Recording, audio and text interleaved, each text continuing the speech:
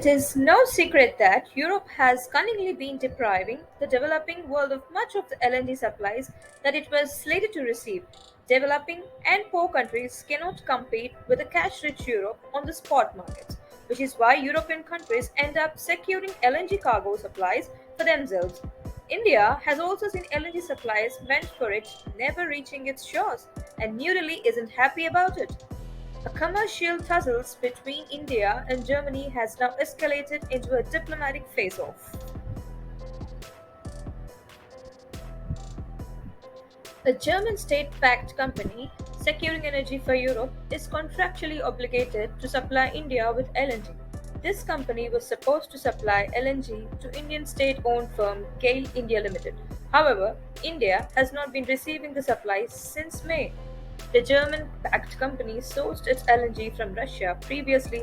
However, the war in Ukraine and Europe's selective barring of Russian fuels has disrupted that practice ever since the war in Ukraine broke out. Europe has been buying unprecedented amounts of Russian LNG itself, despite the war in Ukraine, but for some strange reason, the German company can't get hold of Russian gas to supply to India.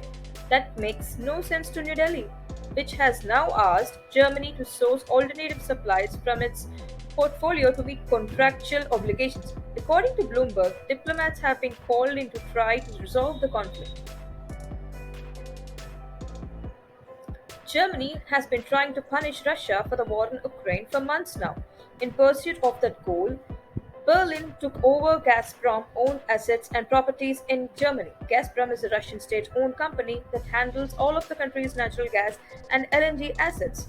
Now, the German company is paying a small penalty fee of 20% the value of the contractual shipment to India. That's really an insignificant amount and represents a fraction of the value of current spot gas prices in Europe.